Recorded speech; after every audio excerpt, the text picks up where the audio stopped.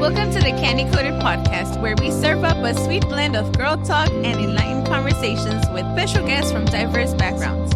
From travel, food, to friendships, relationships, and family, we'll explore a wide range of topics with a fresh and unique perspective. Join us on this Candy Coated journey as we tackle important issues and have a little fun along the way. Hi, amigas. I am Candy, your host with the Candy Coated Podcast. I hope everyone is doing great today. I wanted to come on here and talk to you guys in this episode how it's like living in a Hispanic household. I know that everybody's household, everybody's family dynamic is different than mine, and that's okay. I wanted to share with you all how it was living at my parents' house. Both of my parents are from Mexico. I was born in Mexico. And so a lot of the morals and values that my parents taught me growing up were definitely brought on to from like their own parents. And so one of the main things that I did go through when I lived at home was that my dad did not let us speak English at home. He believed that Spanish was our first language and that we had to practice it at home because when we went to school or worked outside of the house, we were going to speak English.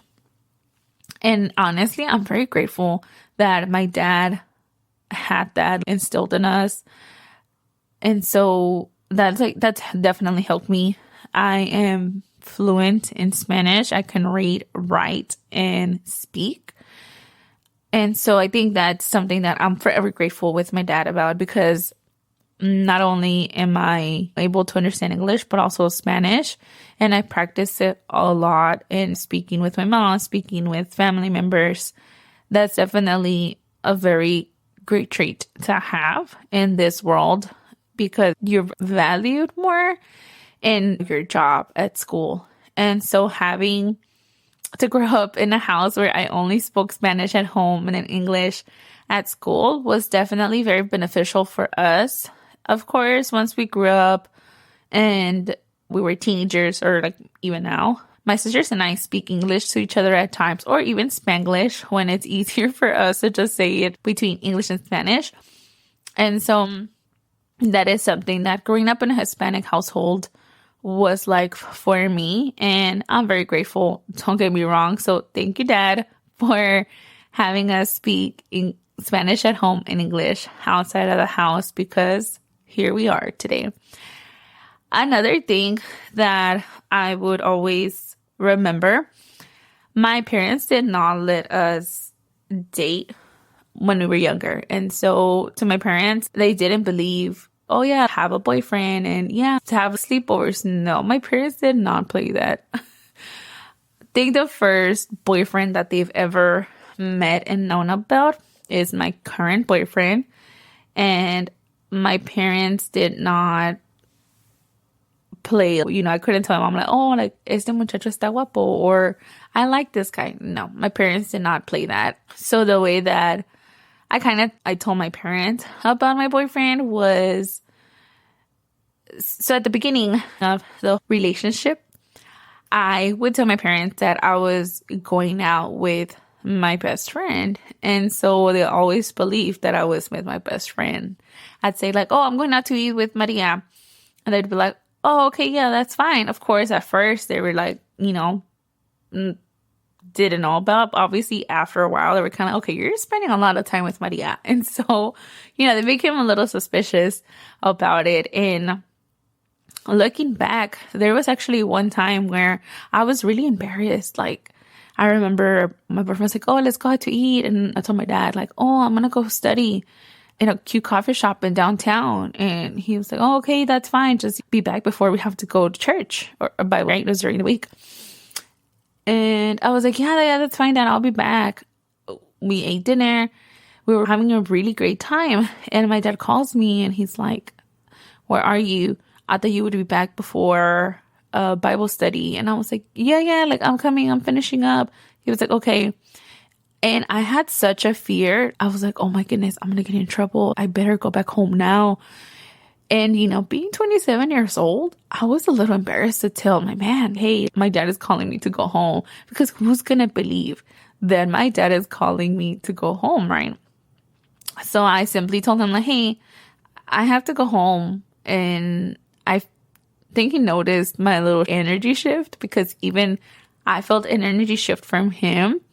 And talking about it now, he's like, oh, like, I actually thought that you were leaving because you had a boyfriend or like something else, And he was like, I was like low key mad. Like, how are you leaving when we just got here? So I think that's something that it definitely like, it scared me. Not like oh my God, I'm scared. But having to tell my parents where I'm at, I would never let my boyfriend pick me up from my house because my parents didn't let me go out with the guys. So I would always drive myself places. And so that's just one of the things. My parents did not play oh, can I go on a trip with my boyfriend? No, it was always a no from them. I couldn't even think about going on a trip or outside of Houston with a guy. And so, funny story, Mom, Dad, if you're hearing this, tápense los oídos. I actually said that I was going to Austin on a quick day trip. I was like, hey, she's going to pick up a gift for her boyfriend. We're just going to go and come back. And surprisingly, my parents were like, yeah, mija, that's fine. We got together. We drove to Austin. And I spent the whole day with my boyfriend outside of Houston in Austin. And honestly, I was a little paranoid thinking that I was going to get caught. And so thankfully I didn't. My sisters had my back then. Like they knew, but they didn't snitch on me with my mom. And so we came back, and that was like the first time. And it was so nice getting to know him outside of a dinner or the beach or something, right? We were able to spend time. And so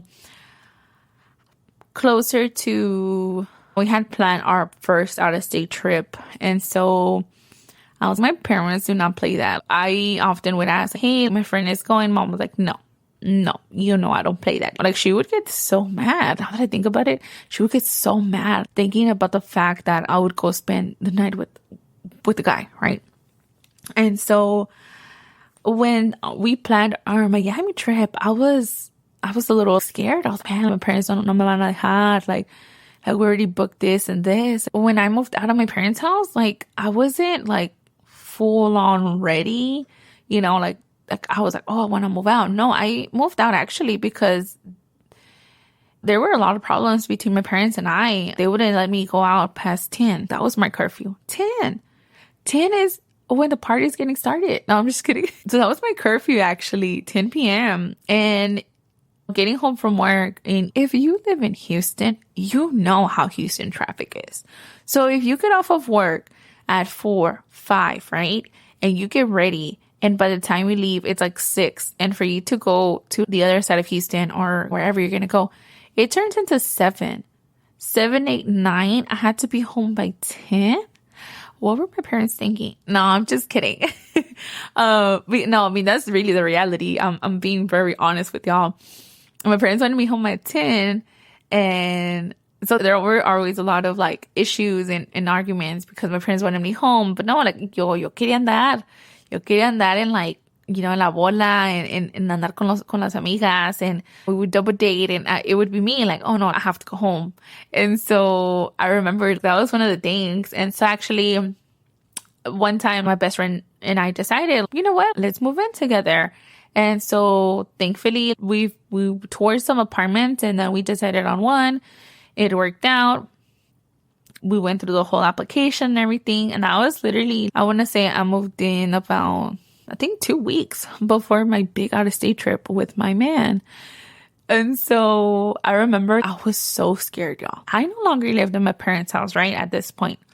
And I had my own place with my best friend. And I still remember I did not tell my parents. The only people that knew that I was going out of town were my little sisters. And neither my mom or my dad knew. I was still very scared. I was like, ¿qué me van a decir? ¿Qué van a hacer? I mean, I was already out of the house, but I was still scared. I was like, oh my God. So I remember my best friend was actually supposed to take us to the airport. She couldn't. So I had to ask my little sister, like, hey, can you take us to the airport? She's like, yeah. I kid you not. My mom was asleep, and I think our flight left like at 7. So we had to be at the airport, like 3, 4 early. It was early. I remember walking up to my mom's room, like bed, and I was like, Ma, me voy para Miami. Regreso en unos días. I was so terrified. I was so terrified to tell my mom that I was going to Miami with my boyfriend. Y'all, my mom was so mad at me that I would text a group chat. My dad was like kind of upset, but like kind of okay, you know what, pues ya se fue, like ya que, like nomás con que llegue con bien. And I remember, so my family, like my parents' messengers, and we have a group chat, right? I remember I would text like, oh, like ya llegamos, and I would send them pictures, and everybody would be like, oh my God, qué bonito, a ver si un día vamos. And my dad too, like, oh, qué bueno, gracias a Dios, mija. My dad would say like, oh, mija, I'm so glad, thank God you made it there safe. My sisters would say, oh, that's so pretty, can't wait to go. My mom would not reply. She would not even acknowledge nada, nothing. So we went to Miami. We came back. We got souvenirs for everybody. Y'all, guess whose souvenir I lost? Yes, my mom's. Y'all, I did not have my mom's souvenir when I got to Houston. What are the odds? What are the odds that I would lose her souvenir? I feel so bad. O sea, not only was she mad that I left with my boyfriend on an out-of-state trip, but I also didn't have her souvenir. And so looking back, I was like, oh my goodness, I didn't have her souvenir, and I feel so bad, right? Like everybody else's souvenir made it back except hers. Really, what a coincidence, right? And so going back, my parents didn't play that before. They did not like that. They did not know. Like that was a big no. And so that's part of being in a Hispanic household, living with parents that, they don't believe in your little girl going and having a sleepover with her boyfriend. So yeah, like my parents did not let me, right? And even when I told them like, hey, we're moving in together, it was still like a very big transition for my parents. I know that they still feel a little, we wanted you to be married first, and the typical and usual like cycle of how things happen. And going back to that, I think that when I was really little, when I say little, I'm talking about maybe high school, where I'm planning and thinking, oh, I know I want to get married. And I used to think, oh, the man is the sole provider. When I grow up, I'm probably not going to work. And in reality, now in this economy and, the way the world is, like, if you want to have a nice life and you want to take advantage of the opportunities out there, both of you guys have to work. And so I think that's a misconception that we have of life. The maybe older generation would frown upon that the woman is working and the guy is working. And in reality, like, I think people do what's best for them. Of course, maybe in the past for our moms, like they didn't work. Only our parents work, our dad. So I think that's why it's really frowned upon when you look at it. And so I think it's a little different because you grow up and it's way different than what you imagine. I always thought that was the way it was supposed to be. And I would think, oh, I'm going to be married by 25, have my 2-3 kids before I'm 30, be very successful. My dad always worked. My mom never worked. And so for us, it was easy to think, oh, okay, yeah, I'm not going to have to work. Again, this is me growing up when I was little and very naive. I did not know anything de la vida, ¿verdad? Like, yo pensaba eso cuando estaba bien chiquitita.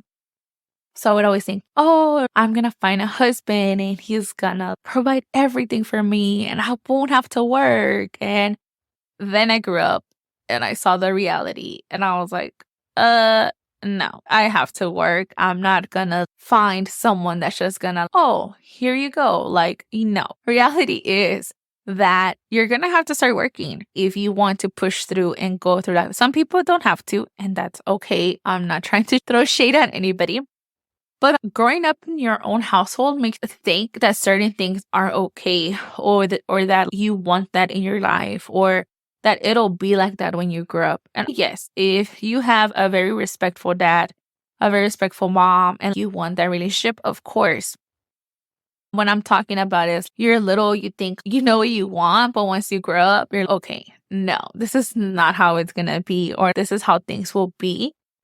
For example, I grew up and my mom would always pack my dad's lunch. My mom would always have the food ready for my dad when he got home, and for us too when we got home from school or work. And so seeing that has shaped me and the woman that I am today, because I make sure that before I go out, like for traveling or before I go to work, I like to leave my house clean. I like to make sure that when my man comes home, the house is clean. And I know it's not something that I do for him. I do it because it makes me happy. And so, of course, who doesn't love a clean house? And so I think that looking back, like my mom would always tell us, do not, like, don't get ready unless your room is clean. And so getting used to that, it helps me now because I like to do my bed. I like to pick up. I like to pick up things around me and like vacuum and stuff. And then I like to get ready because I like to get ready in a clean environment. I think that helps. I mean, that has helped shape who I am today because I love to have the food ready when my man gets home. And again, that's completely up to you. If that's not you, that is okay. I'm talking about me as a person. I like to clean my house. I like to do laundry. I love to fold the laundry. I enjoy going grocery shopping and rearranging my fridge and pantry, cleaning the dishes. Like for me, it's something that I grew up doing at home. And so now that I have my own place, I'm able to enjoy it a lot. And so I think another thing about growing up in a Hispanic Mexican household, there is no off day for chores. And I was always growing up like, tengo que limpiar. Like, we cannot go out if our room was not clean. So I think looking back, there was always chores to do. We knew that when my mom would put on her music loud on a Saturday morning and we were still asleep, that meant for us to get up and help clean the house. And so looking back, I realized that like that's me now. I love to blast my music and I love to dance while I'm sweeping, dance while I'm mopping. It just makes my heart happy. Just being able to do that, it's really amazing. Another thing coming from a Hispanic household, I think it's just being that second parent for your siblings, if you're the older sibling, being the one that guides them, that teaches them in certain ways that maybe your parents can. I think that that's something that it's instilled in us. Like we get voluntold to do that. And so again, I'm not complaining about this, but it's something that we grew up in. In some cases, this was not my case at all, but some cases, like you're required to watch after your siblings because your mom and dad are working or your mom is working, you have to look after them. And so I think that that's one of the other big things. You are the third parent in the family. And so being able to, for example, some of our parents are not tech savvy, so they don't know how to use their computer. They don't know how to use their phone. So having to teach them, having to be that person that saves their passwords, creates their account, helps them pay the bills. That's something that you grew up with. You're not just responsible for your own chores, your own schoolwork. You're also responsible for knowing how to process. I think I was in fourth grade and I knew how to pay the water bill. I knew where to pay the water bill. I learned about credit card and I learned about interest and what a debit card was, what a credit card was. And when you're that little, you shouldn't really be worried about that because you're so little. Not that little, but you know what I mean? It's not something that every fourth grader probably knows at this age. And so looking back, it's something that I was exposed to. And again, I'm not ungrateful because it taught me a lot. But I did see things. Okay, growing up, I knew what, financial hardship was if we went through it. I knew that if I had to get down and pay the bill because, mi mamá no sabe hablar inglés, lo tengo que hacer yo. I don't know if some parents are not like that. And having to do that, that's a whole other responsibility because you're not only responsible for your things, but also like you have to go talk. What if you have to call the company? What if you have to do this? They only speak English. Or what if you have to do something on the computer? You have to do it.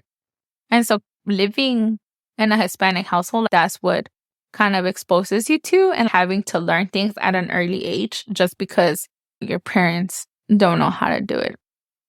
And so I think a lot of times, a lot of people or, that's why people take advantage of certain people because they're not exposed to it and they learn maybe at a later age or something like that. And that's why financial hardships come to them because if they had someone to teach them or if they had someone that they could talk to or maybe learn from, there wouldn't be so many struggles that people face. And so at least that's in my household. Again, everybody's household is different. Everybody lives a different life. I'm speaking on behalf of mine. I think that if maybe somebody had taught my mom or sat down with her and taught her how to speak English, she would be fluent. And don't get me wrong, my mom does know and kind of speak English, so she's able to communicate. But I think just like looking back, I wish I could have taught her when I was younger so that she could be fluent now and more doors could have opened for her. So that's just like one of the things of living in a Hispanic household. Another thing I always question and I always wonder, like, how and where does my mom get all these ideas to cook dinner from? I'm responsible for cooking dinner now, and honestly, I run out of ideas. How does my mom do it? She literally had a different food for each day. Que flautas, que entomatadas, que carne en ¿cómo se llama?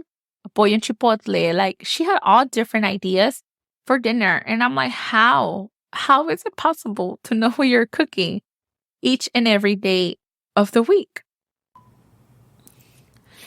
And now that like I'm older, I think like having to cook now, I'm like, how did my mom do it? How?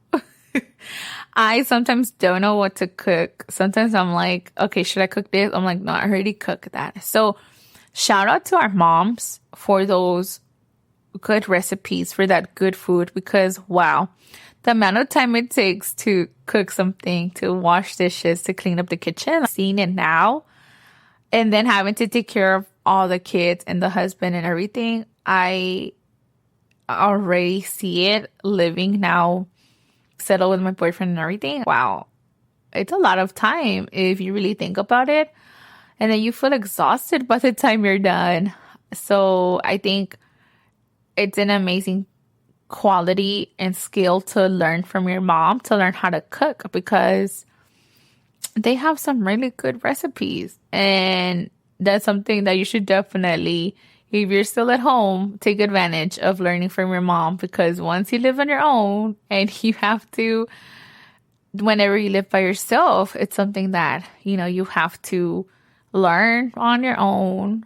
Also, shout out to TikTok, Instagram, because there's people out there that will give you the recipe to things. And so, yeah, I think looking back, there's a lot of qualities, a lot of skills that I've learned from my parents. And honestly, I'm very grateful for them, for the skills, for everything that they have taught us so far. And they continue to teach us. My mom, I can call up my mom and say, hey mom, like, how do you do this? And she'll immediately answer. She does not say she's busy or anything. She's there for me. And same thing for my dad. I will call my dad and say, this happened. And he's, okay, this is what you do. And so having that support system, it's amazing, because not only do they help you out, they're there for you. And it's really great to have a support system when you're grown, because you just never know when you're going to need it. You just never know when you're going to get stuck on something and you need your parents' guidance. So it's important to always have that communication, visit your parents. If you no longer live at home with your parents, I strongly advise you that you visit your parents, that you spend some time with them, whether it's once a week, whether it's twice a week, once a month, whatever it is that works for you in your schedule, because of course everybody's schedule is different. I say you should definitely visit your parents because time is ticking for everybody. And so that is something that I can for sure say. Growing up in my own household, like I said, my grandpa made us believe that we could not paint our nails. We could not wear makeup till we were 15, until after our quinceañera.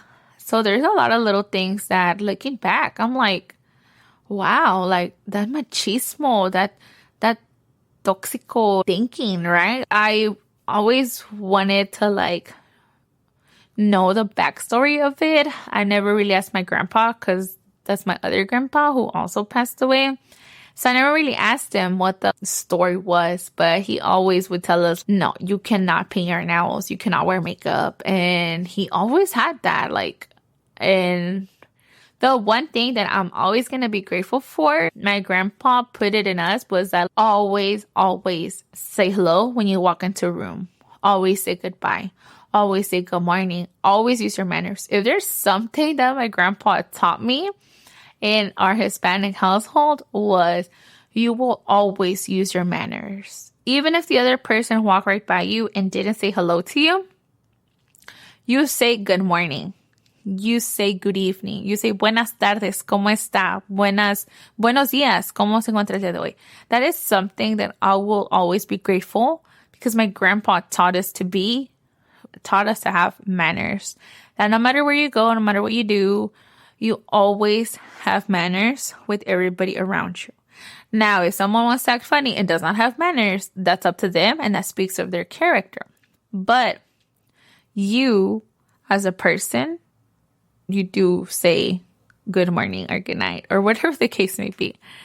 Something else that my grandpa didn't let us do in his house was watch TV and eat.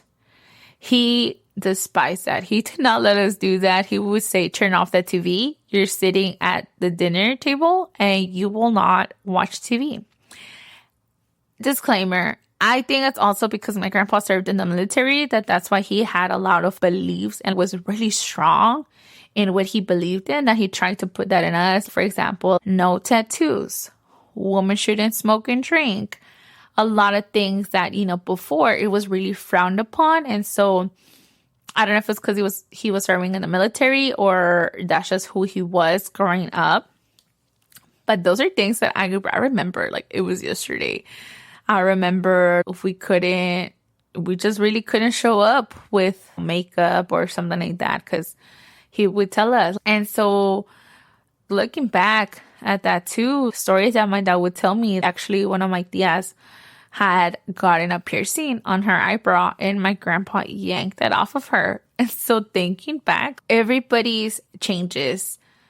And it's a good thing, right? Because imagine if my dad was the same way, or if my dad had that machismo like my grandpa did, I think we would have grown up differently. And honestly, machismo is something that I more so respect your man and this and that. But I think that also goes like both ways. Not just respect your man, but they are also supposed to respect you as a person. So I think a lot of the things is about respect. And that is one thing that for sure my dad has taught us. If you say you're going to do something, do it. Don't just talk about it. Just be respectful, be mindful, always respect your person. And so looking back at that, it's like, you know what? My dad was right. Like, now that I'm settled, I'm like, okay, it's true. The advice my grandpa would give, the advice my dad would give. And so that's something that growing up in a Hispanic household made me who I am today.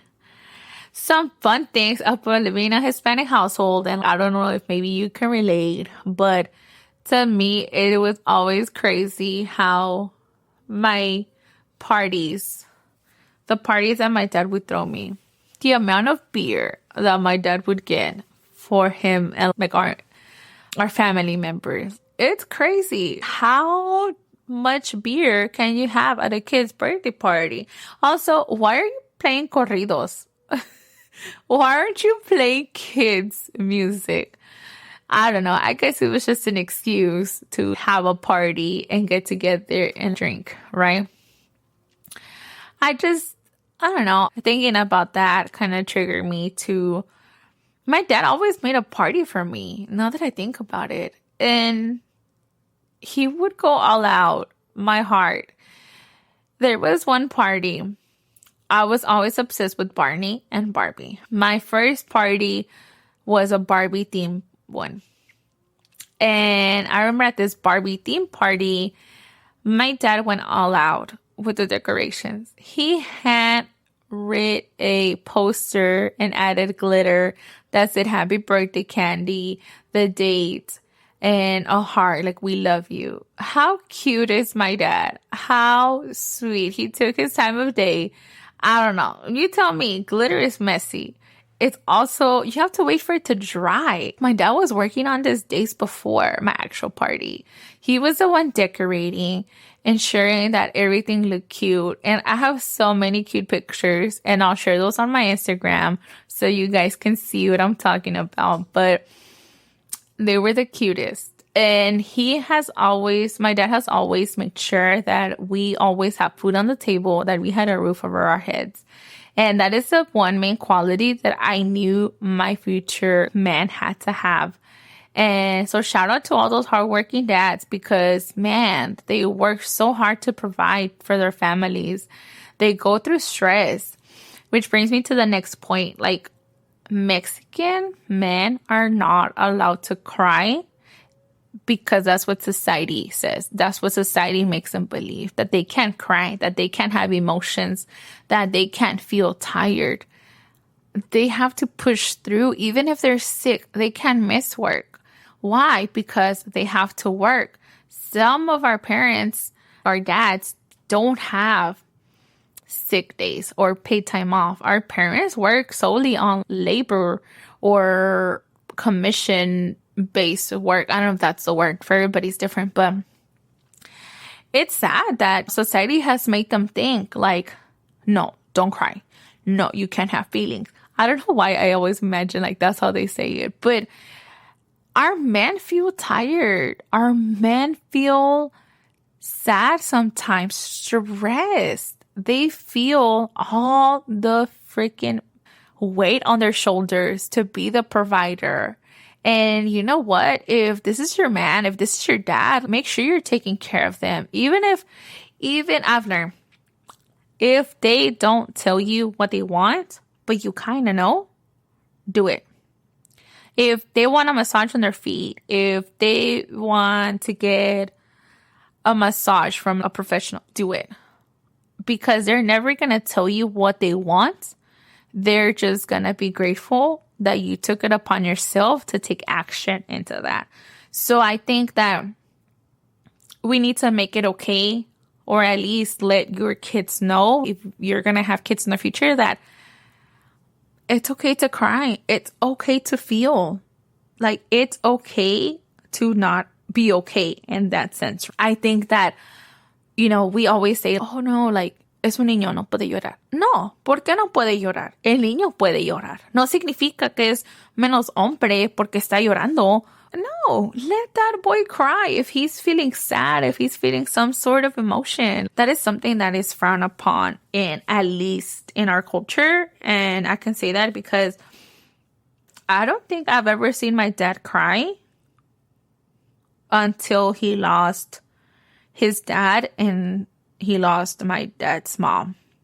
And I had never ever seen him cry sadness or even tears of joy. I've never really seen, I can count with my hands the amount of times that I've seen my dad cry. And I think one of those times was where it was either New Year's or Christmas. And he was sitting in the living room and he was crying. And I was so shocked. My dad has never, ever cried before. And here he is crying. And he told us, that it's because he can't believe that my grandpas are not here. And it's sad to see, wow, your feelings have been oppressed. Your feelings have been swept at the bottom of the rug. And that's not okay because they're not healing what they need to heal. They get triggered, or maybe they put it in the back of their mind or in the back of their head. And what happens next? They explode. So allowing your person, your dad, to feel, to know it's okay to cry, it's okay to feel stressed. It's an important piece to have, knowing when to talk, knowing when to say, hey, I'm not feeling good today. Or, hey, I need some space. Can I please have some space? Or just, I'm okay, we're okay. I just need to sit down and focus on this or meditate on this.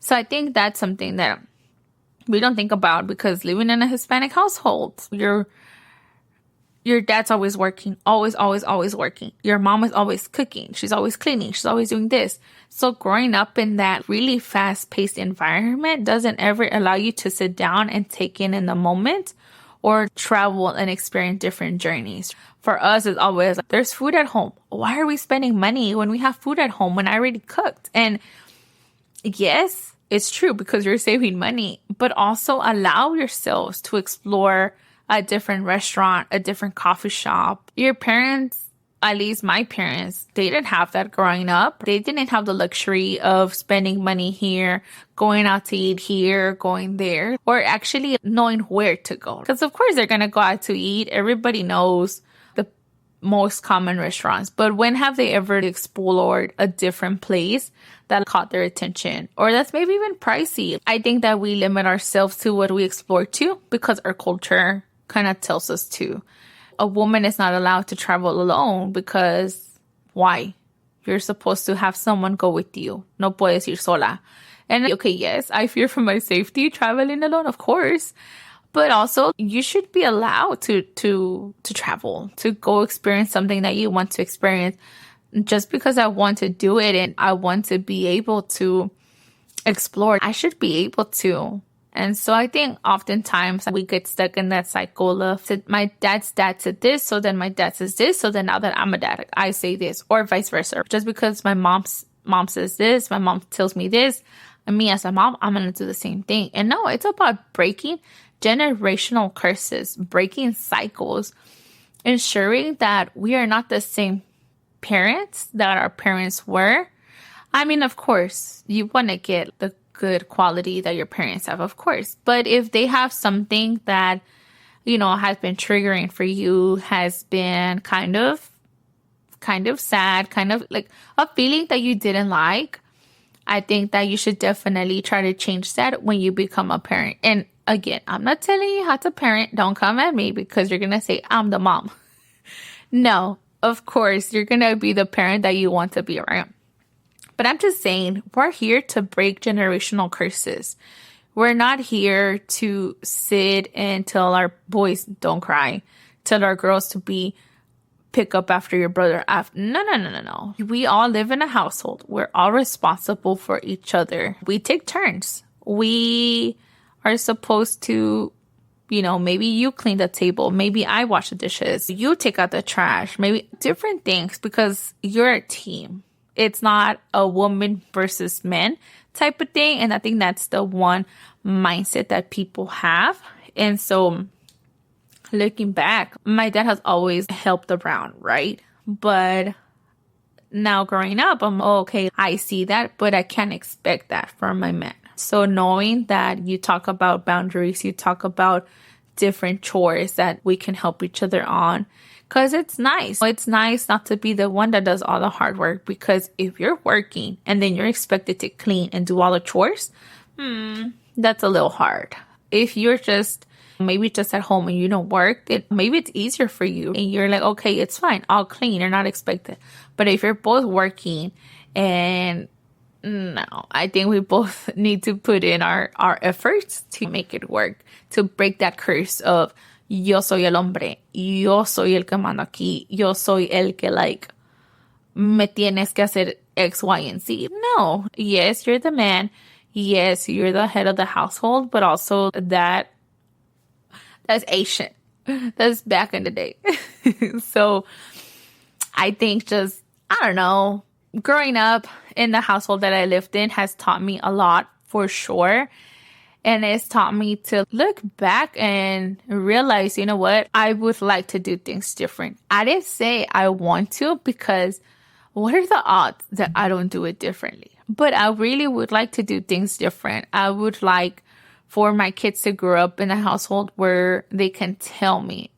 Maybe I'm saying this because I'm not a mom, and maybe when I have my kids, I will feel some sort of way where they tell me that they have a crush on a boy, or they have a crush on a girl, or something like that, right? Opening my mind and talking about it, it helps to be, you know what, when I have a kid, I would hope to not be like that, and I want to be a better person for them and for myself. And so working through it now, and knowing, again, no shade to my parents. I love my parents 100%, and I'm grateful for the way that they raised me. But also thinking how I can do things differently, because we're in a whole different century, a whole different year. Things in this current world is very different than what they were 10, 20, 30 years ago. And so I think like knowing how, when, what to do to break those generational curses, those cycles that oftentimes we drag along, it helps. It helps us to just continue pushing forward and breaking those. And I think that's one of my goals, of course, when I have a family and kids. That's something that I want to break. I want to make sure that I'm healed, because that's something too. My traumas will come up, and maybe I will get triggered. And so knowing that you're not alone, knowing that everybody's household looks similar but different, of course. Somebody had a different struggle. Maybe your struggle is different than my struggle, or vice versa. So I think knowing to respect that the household that you come from, that your friend comes from, that your significant other comes from is different, but willing to compromise and work through certain things will allow you to grow and heal and understand that, you know what, this is going to work out, and we're going to push through, and we're going to be parents that are not the parents that oppress our kids' feelings, that don't validate their feelings, that won't let them cry, won't let them grow in ways that they want to. So I think that's my advice that I can give you, or at least that's just my point of view. As always, don't take anything personal that I said, and just continue to live your life and continue to enjoy coming from a Hispanic household, or whatever household you identify in. This is just mine. So thank you again for listening to me today. Don't forget to like, subscribe, and follow me.